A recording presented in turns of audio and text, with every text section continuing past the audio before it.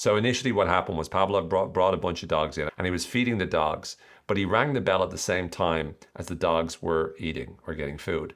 And then a little bit later on, he rang the bell and noticed that the dog was like, that wasn't what they were doing, but they were doing some sort of like mannerisms that looked like they were like salivating. And he goes, oh, well, that is interesting. When I ring the bell, the dog salivates or looks to. So he measured it and he realized, yes, indeed, every time he rang the bell, the dog salivated because the dog associated the bell with the food. Again, we know from a dopaminergic perspective, the dopamine was released into the dog's brain and the dog's like, I want food now.